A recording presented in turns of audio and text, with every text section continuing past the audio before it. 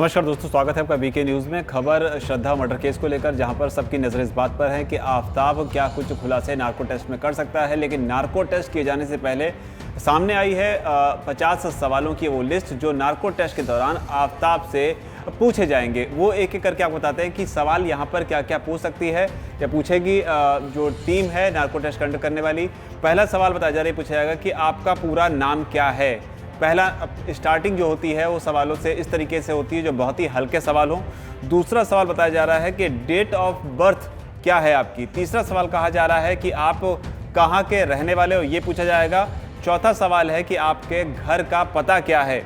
धीरे धीरे सवाल जो है वो इस तरीके के ही हैं जो बेहद आसान हो ताकि मानसिक स्थिति को शुरुआत में समझा जा सके। उसके अलावा पूछा जाएगा पाँचवा सवाल कि माता पिता का आपके क्या नाम है और साथ ही क्या काम करते हो और कितने मोबाइल नंबर इस्तेमाल करते हो। धीरे धीरे सवाल जो हैं वो यहाँ से केस की तरफ मूव करना शुरू कर देंगे। सातवां सवाल होगा क्या आप श्रद्धा को जानते हो। आठवां सवाल होगा श्रद्धा मूल रूप से कहाँ की थी, श्रद्धा से कहाँ मुलाकात हुई, ये नवा सवाल होगा। 10वां सवाल पूछा जाएगा श्रद्धा को आप कैसे जानते हो। 11वां सवाल होगा क्या श्रद्धा के घर आना जाना था आपका। 12वां सवाल बताया जा रहा है कि दोनों के बीच रिश्ते कैसे हैं, यानी कि आप दोनों के बीच रिश्ते कैसे हैं, ये सवाल पूछा जाएगा। 13वां सवाल पूछा जाएगा कि कब से आप लोग साथ में रह रहे थे। 14वां सवाल होगा कि क्या श्रद्धा के घर वाले इस रिश्ते से खुश थे, ये पूछा जाएगा। 15वां सवाल होगा क्या आपके घर वाले श्रद्धा के साथ रिश्ते से खुश थे। ये आफताब का वर्जन हो सकता है क्योंकि पिता ने आरोप लगाए हैं कि वो आफताब के घर शादी की बात करने गए थे, लेकिन उनके भाई ने दरवाज़ा बंद कर लिया। आफताब से ही सवाल पूछा जाएगा कि आपके घर वाले श्रद्धा के साथ रिश्ते से खुश थे कि नहीं थे। 16वां सवाल पूछा जाएगा आप दोनों मुंबई में कहाँ रहते थे। और 17वां सवाल होगा कि आपने मुंबई में नवंबर 2020 में क्या श्रद्धा की पिटाई की थी। तो यहाँ से सवाल जो हैं वो होते जाएंगे गंभीर, और जो केस है उससे रिलेटेड जो इन्फॉर्मेशन पुलिस के पास है वो वेरीफाई भी होती जाएगी साथ के साथ। इसके अलावा जो है जो 18वां सवाल होगा वो ये होगा कि मारपीट करने की वजह क्या थी। 19वां सवाल पूछा जाएगा मुंबई से निकलने के बाद सबसे पहले आप कहाँ गए, क्योंकि अभी तक ये माना जा रहा है कि मुंबई से निकलने के बाद ये लोग दिल्ली शिफ्ट हो गए, लेकिन नार्को टेस्ट के दौरान सवाल पूछा जाएगा कि मुंबई से निकलने के बाद आप कहाँ गए। 20वां सवाल होगा कि आप दोनों दिल्ली कब पहुंचे। 21वां सवाल होगा कि आप दोनों दिल्ली में कहाँ कहाँ रहे, क्योंकि माना जा रहा है कि लोकेशन बदल कर भी रहा गया है, तो नार्को टेस्ट के दौरान ये सवाल अहम हो जाता है। 22वां सवाल बताया जा रहा है नार्को टेस्ट में पूछा जाएगा आफताब से कि मेहरौली के घर में आप कब शिफ्ट हुए।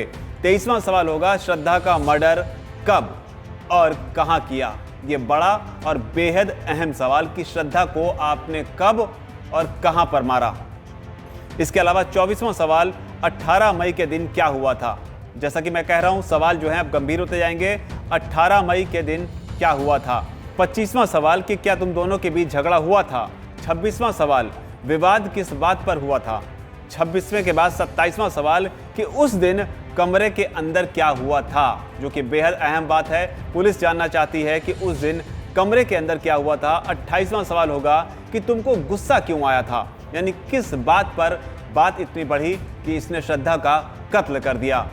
इस आरोपी से नार्को टेस्ट में सवाल पूछे जाएंगे। इसके अलावा पूछा यह भी जाएगा 29वें सवाल के तौर पर कि श्रद्धा का मर्डर घर में कहाँ किया। और तीसरा सवाल कि क्या उस दिन तुम नशे में थे। 31वां हत्या को कैसे अंजाम दिया। 32वां सवाल श्रद्धा के मर्डर के बाद क्या किया। 33वां सवाल शव को ठिकाने लगाने के लिए क्या इंटरनेट पर सर्च किया था, क्योंकि अब तक जानकारी यह है कि शव को काटने के लिए इसने इंटरनेट पर डेटा सर्च किया है। उसको नार्को टेस्ट के दौरान वेरीफाई करने की कोशिश करेगी टीम। 34वां सवाल क्या शव के टुकड़े किए, बेहद अहम सवाल। 35वां सवाल शव के कितने टुकड़े किए और किस हथियार से काटा। लगातार कहा जा रहा है कि 35 टुकड़े शव के किए गए हैं। और 35वां ही सवाल जो है वो ये है कि शव के कितने टुकड़े किए और किस हथियार से काटा। हथियार कहां से लाए, ये होगा 36वां सवाल। 37वां सवाल होगा कि एक ही हथियार से टुकड़े किए, यानी कि क्या अलग अलग हथियारों का इस्तेमाल हुआ या फिर एक ही हथियार का इसमें इस्तेमाल हुआ। तो पुलिस को यहाँ से एक क्लू ये मिल सकता है कि क्या उसे एक ही हथियार ढूंढना है या फिर 2 हथियार। या एक से ज़्यादा हथियार। तो इसलिए ये सवाल भी बेहद अहम हो जाता है। और कैसे ढूंढना है, इसे लेकर 38वां सवाल है कि शव के टुकड़े करने के बाद उन्हें कहाँ कहाँ फेंके।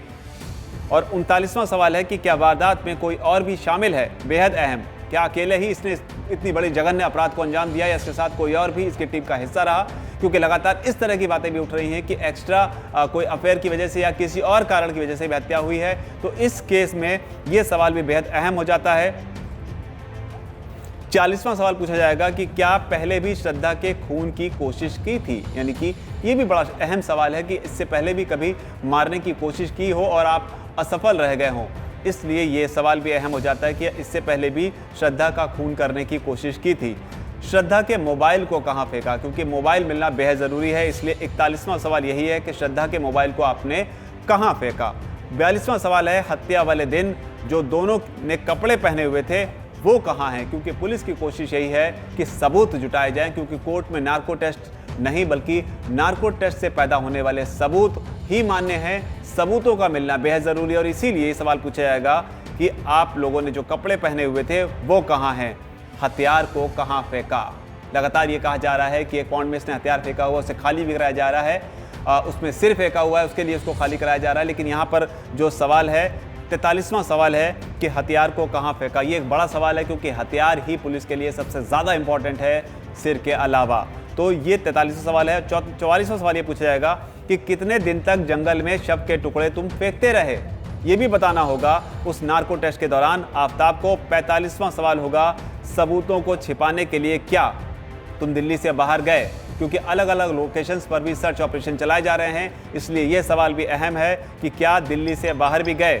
और 46वां सवाल होगा कि क्या हत्या के बाद भी तुम कुछ दूसरी लड़कियों को घर पर लेकर आते थे, क्योंकि कहा जा रहा है कि जो ऐप्स हैं, बम्बल ऐप है और उसके अलावा जो दूसरी ऐप्स हैं उनका इस्तेमाल कर ये बाकी लड़कियों को भी घर पर लेकर आता था। इसलिए नार्को टेस्ट के दौरान बताया जा रहा है। ये भी सवाल पूछा जाएगा कि हत्या के बाद क्या तुम दूसरी लड़कियों को भी घर पर लेकर आते थे और उनके साथ में रात गुजारते थे, क्योंकि लगातार इस तरह की बातें जो हैं वो उठती रही हैं। इसलिए 46वां सवाल भी बेहद अहम है।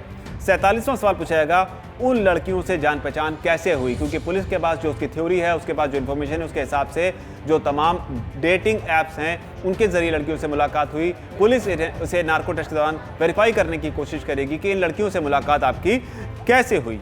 48वां सवाल कि आपने परिवार या किसी और को श्रद्धा की हत्या के बारे में बताया, यानी कि आफ्ताब के साथ इस हत्या का क्या कोई और भी राजदार है, और अगर नार्को टेस्ट के दौरान आफ्ताब इस बात को कबूल कर लेता है या किसी और का नाम भी ले लेता है तो पुलिस के पास एक और क्लू होगा, एक और शख्स से या किसी एक और सदस्य से पूछताछ करने का कि क्या उसके साथ इस हत्या में कोई और शामिल, अगर शामिल है तो उससे भी इंफॉर्मेशन जो है वो एक्सट्रैक्ट की जा सकती है। तो ये सवाल भी बेहद अहम है।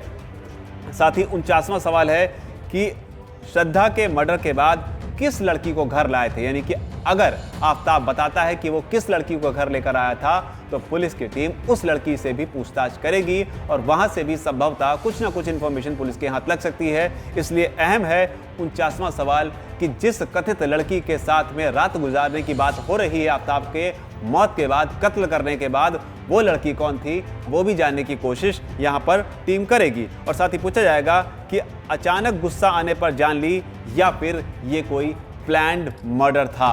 ये सवाल होगा सवाल नंबर 50। तो ये तमाम सवाल जो हैं ये नार्को टेस्ट के दौरान आफ्ताब से पूछे जाएंगे और ये जानकारी निकलकर सामने आ रही है कि इन 50 सवालों के जवाब देने के बाद में पुलिस को ये क्लू मिलेगा कि उसे अपनी जांच के दौरान और किन किन पहलुओं को शामिल करना है। पुलिस को इस बात के क्लूज मिल जाएंगे कि जो जांच वो कर चुकी है, जो इन्फॉर्मेशन उसके पास है, क्या वो इन्फॉर्मेशन जो है वो वेरीफाइड है। हालांकि ऑफिशियली इसे वेरीफाइड नहीं कहा जा सकता क्योंकि नार्को टेस्ट को कोर्ट में नहीं माना जाता है, लेकिन फिर भी पुलिस को एक मोटे तौर पर अंदाजा हो जाएगा कि उसकी जांच जो है वो सही दिशा में जा रही है या नहीं, और जो कड़ियाँ उससे छूट रही हैं उन कड़ियों का मिलान यहाँ से जो जानकारी निकल कर आएगी। मसलन वो लड़की कौन थी, क्या तुम उस लड़की को घर लेकर आए थे, क्या इस हत्या में और भी लोग शामिल थे, तुमने हथियार को कहाँ फेंका। इस तरह के तमाम सवाल सामने आने के बाद में अगर इनके जवाब मिलते हैं नार्को टेस्ट के दौरान तो संभवतः पुलिस के लिए आगे की जो जांच है वो बेहद आसान हो सकती है। धन्यवाद।